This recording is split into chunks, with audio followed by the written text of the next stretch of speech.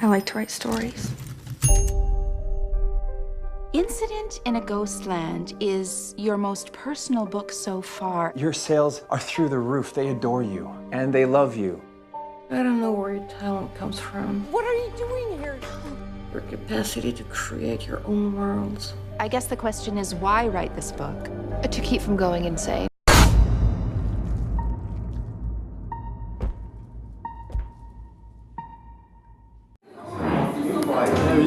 Voici de l'autre côté du miroir. Lequel? Celui-ci? Ou celui-ci, là, au fond? Ou celui-là? Et celui-là, là? Ah non! Il n'y a plus rien. Ah, Ghostland. Ah là là. bon, on parle de Ghostland. Eh oui, quand même. Attends, je me suis pas préparé pour Ghostland, si? Ah bon? Pour quel film tu t'étais préparé?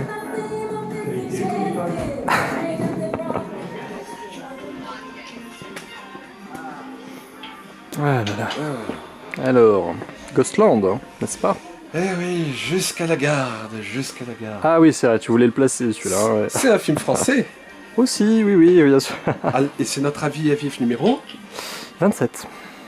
Et notre numéro 12, notre numéro 17, notre numéro 22, ils étaient sur des films. Français, bien sûr. Non, non, mais tout se tient, bien sûr. Tout se tient. Même Dean fait partie du casting. Non, alors là, non. Ni dans Jusqu'à la garde, d'ailleurs, ni dans Ghostland. Parce qu'on parle de Ghostland quand même, Vivien, je te le rappelle. Hein. Ah bon? Eh oui. Parlons de Ghostland quand même, hein. Je pense que c'est plus approprié. Mais attends, je me suis trompé de film. Ah. On était venu dans un magasin de jouets spécialement pour parler de Jusqu'à la garde. Eh ben, je crois que c'est pour ça que, non, c'est Ghostland surtout dont on veut parler. Donc, magasin de poupées, ça te fait pas tilt? Non, je crois pas. Non, non, je crois qu'on est bien, Vivien. On est bien pour Ghostland, ici même. Alors, c'est quand même le 4e long métrage de Pascal Laugier.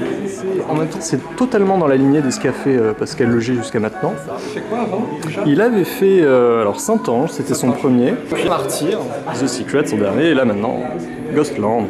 Alors avant, je t'invite à t'asseoir, Vivien, je t'en prie. Prends place.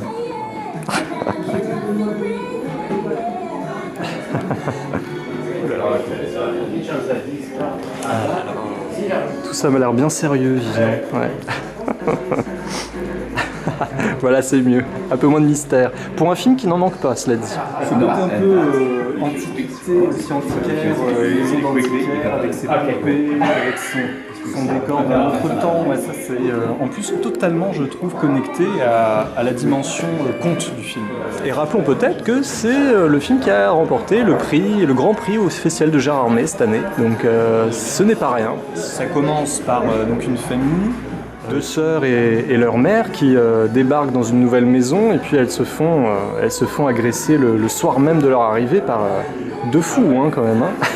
Alors le titre original c'est Incident in Ghostland et je crois que c'est le titre d'ailleurs du livre qu'écrit l'héroïne. Hein, Parce que effectivement la citation en question c'est la citation de l'héroïne qui est fascinée par Lovecraft et qui garde des portraits d'ailleurs des portraits comme on en a derrière toi, hein, d'artistes passés à la postérité.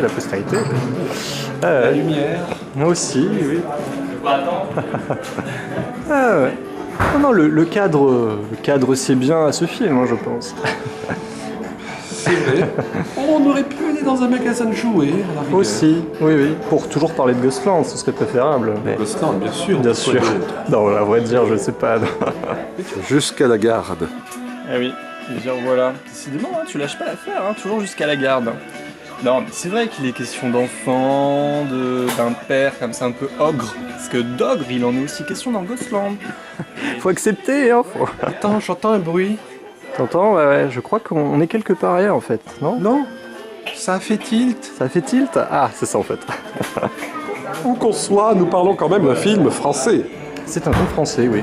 Enfin en tout cas en partie, je crois que c'est une coproduction en fait, mais le réalisateur l'est en tout cas. Ouais. Parce que c'est notre avis à vivre, numéro 27. Numéro 27, absolument. On a tenu notre promesse. C'est vrai, on avait dit. Hein. Bon, cela dit, il n'y a pas d'Ain Dehan dedans, hein, mais bon, un petit compromis par-ci par-là, ça fait pas... Qu'est-ce qu'on fait? Non, continue quand même, ou tu voudrais parler d'un autre film peut-être, non? Pas encore. Non, Ghostland, Vivien. Mais si ça se trouve, Sache que nous sommes Comme ailleurs. dans un magasin de jouets. De jouer. Oh là là. La preuve. La preuve. Ah bah d'accord. Tu avais caché ce beau jouet sous ton chapeau, bah dis donc. Qu'est-ce que tu nous as amené Tout alors? n'est que mystère.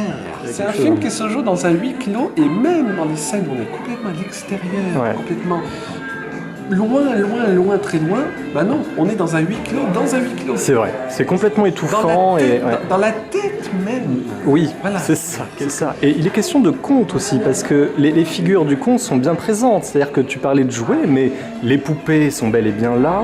Les poupées, et puis l'ogre et la sorcière même, hein, c'est ça. Hein. Ils sont nommés comme ça. Ils sont nommés comme ça par l'héroïne. Ouais. Et en plus, c'est de là qu'ils considèrent les héroïnes comme des jouets. Voilà, on a quelque chose sur l'innocence volée, presque, j'ai envie de dire. C'est-à-dire que c'est des filles qui vont être violentées, parce que le film, il faut quand même le dire. Hein. C'est-à-dire que c'est quand même très violent.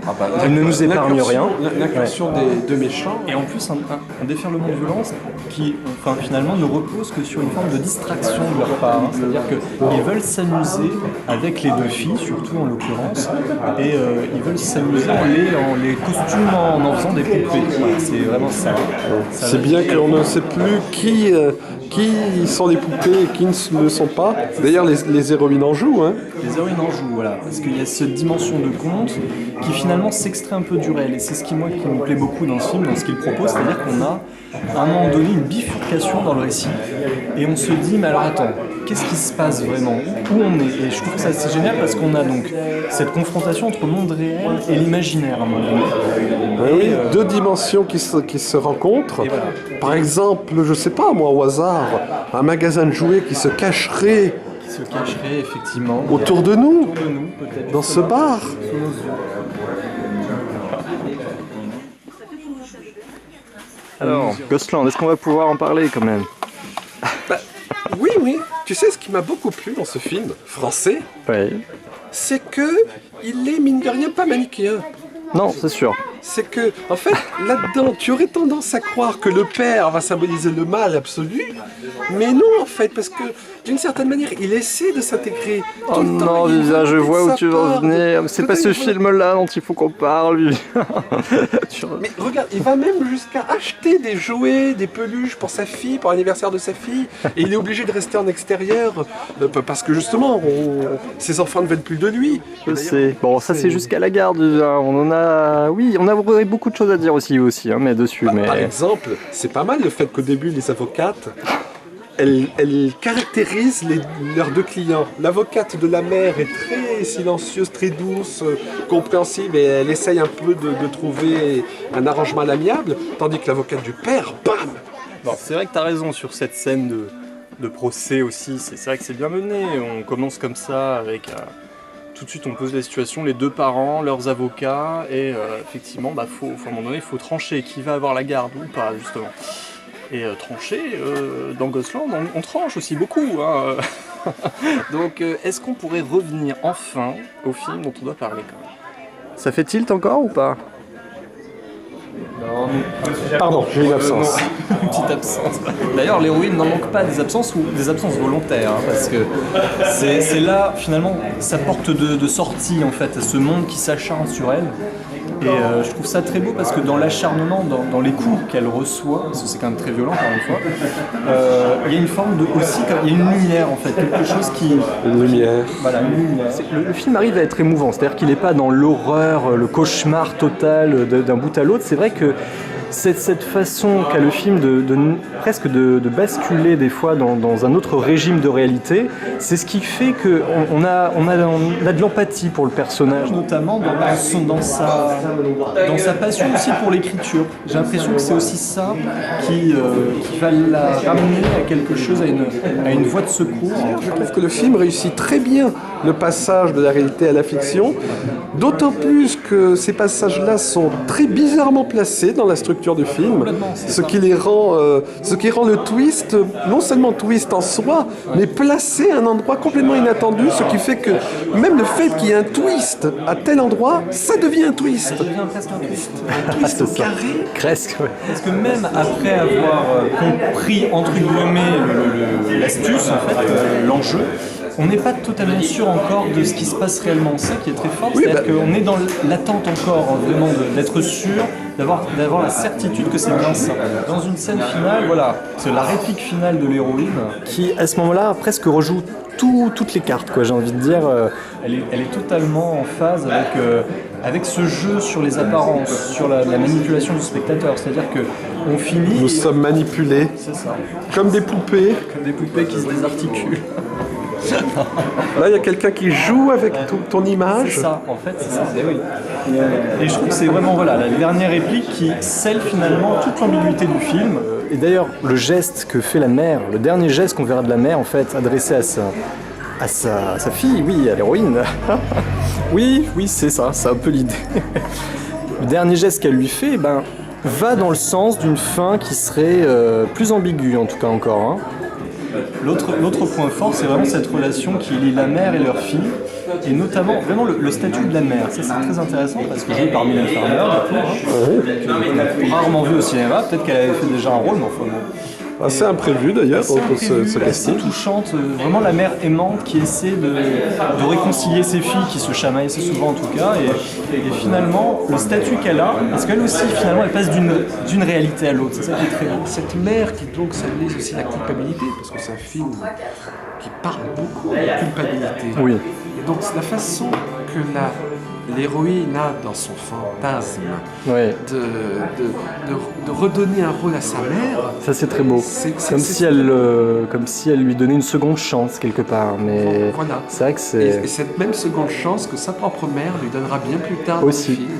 Alors la mère est aussi un père spirituel. Oui, complètement, parce que... Lovecraft. Et aussi... Ne suis-je pas habillé spécialement pour Lovecraft? Parce qu'il y a aussi ce côté traumatique, donc du coup, qui fait que, d'ailleurs, dans une scène, derrière une porte qui n'arrête pas de claquer, et en fait, on a l'impression que l'héroïne ne veut pas veut se voiler en même temps la face. Réalité, fantasme. Voilà. Réalité, fantasme. Réalité, fantasme. Réalité, fantasme. Réalité, fantasme. Non mais je suis dans la réalité. Réalité, fantasme. Réalité, fantasme. Oh! Ah, on est de nouveau dans la réalité. Ou serait-ce le fantasme? Bah attends, est-on dans un magasin de jouets? Peut-être.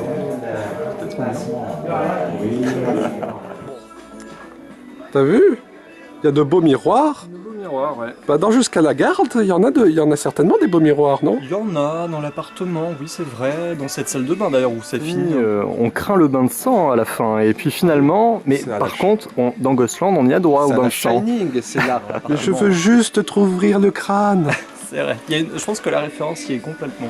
Et j'aime bien aussi le côté de la voisine qui regarde derrière la porte, oui, et la porte se ferme sur elle, quoi. Ce côté qui mêle le montage au cinéma, le voyeurisme, et même le cut, la coupe, le fondu au noir du cinéma, c'est juste une porte qui se ferme. Oui, complètement. Ça finit là-dessus. Hein. Et ça finit donc, parlant de miroir, parce que de miroir, il en est aussi question dans Ghostland, tu te rappelles pas? Elle se cache derrière un miroir même d'ailleurs pour... De l'autre côté du miroir. De l'autre côté du miroir quand même, et oui. Bon, tu m'as convaincu. Parlons de Ghostland. Allons-y, c'est vrai que... C'est vraiment une histoire de famille. C'est une histoire de famille, et en plus je trouve quand même... de famille, ça me rappelle... Ah oui, je vois peut-être ce que tu veux dire. Mais serait-on pas dans un magasin de jouets d'ailleurs à ce moment-là? Non mais revenons à nos moutons. Revenons à Ghostland. Ouais. Non, moi ce que je voulais peut-être... Pardon, j'ai eu le sens. Parce que la sorcière a l'air de considérer l'ogre comme son enfant, comme son petit bébé, et l'ogre a un léger grain. Oui, une sorte d'enfant mal dégrossi. Et... Grossi est un... Mais oui, c'est je crois adapté, très approprié. Qui fait que, voilà, c'est le gros enfant gâté qui fait ses caprices. Exactement. Voilà, et qui casse ses jouets. C'est ça. Donc il y a presque ce jeu un peu comme les enfants, tu sais, qui s'amusent. Toi tu joueras le papa, toi la maman, et à recréer une famille. Donc voilà, c'est un peu tout à fait le même parallèle entre réalité et fiction, entre vrai et faux. T'as la famille vraie et la famille fausse. C'est ça. Après, quand ils veulent pas s'ouvrir... Je crois que... Non mais... Bah dis donc. On y revient toujours. Tu sais que si tu m'interromps tout le temps, on n'arrivera jamais à parler de Jusqu'à la garde. Parce que s'ils s'en prennent aussi, c'est ça, à des familles types, avec un parent et deux filles, c'est aussi pour donner l'illusion effectivement d'une famille recomposée. Ils s'invitent et recomposent. Voilà, The Visit. Voilà. Oui, quelque part ça. The Visit, Tideland. Décidément. Ouais, décidément. Des films qui ont aussi rapport au conte, donc c'est très marrant. De toute manière, je pense qu'il s'inspire d'Alice au Pays Merveille, ne serait-ce que ce miroir que l'héroïne doit traverser. Connais-tu un sublime jeu vidéo intitulé Alice Madness Return? Oui, je connais bien. Eh bien, il y a un niveau, le niveau 9, chapitre 5, dont le nom est très explicite, La maison de poupées. Ah bah là oui, au moins. Et là, on joue Alice qui se débat et qui combat des poupées complètement rapiécées, mal recomposées, des espèces de monstres de Frankenstein pour petites filles. Le Geppetto Frankenstein. Le Geppetto Frankenstein. À propos de Geppetto, il y a un Pinocchio à un moment. D'accord, oui, c'est vrai. Absolument, dans une scène. Sur le mensonge, sur se mentir à soi-même, la fuite. Je pense. Ça fait un peu penser à Jeepers Creepers dans cette esthétique de camion qui symbolise un moyen de locomotion qui en lui-seul symbolise un danger, comme s'il est un peu comme aussi comme dans Duel. Bien sûr, la référence est là. D'ailleurs, leur première rencontre, on me rappelle fortement Duel. Complètement. Ou même Nocturnal Animals avec le fameux, il y a de ça. Petite insulte visuelle. Moi, je pense qu'après, c'est vraiment Massacre à la tronçonneuse qui est dans la ligne de mire de Pascal Logier. C'est-à-dire, c'est vraiment un très grand film encore de sa part. Tu as mis le doigt dessus, en plein cœur de l'histoire. En plein cœur. Mais effectivement, tout est une histoire de redistribution de cartes. Bien, absolument. Magie. Enfin libéré de sa boîte.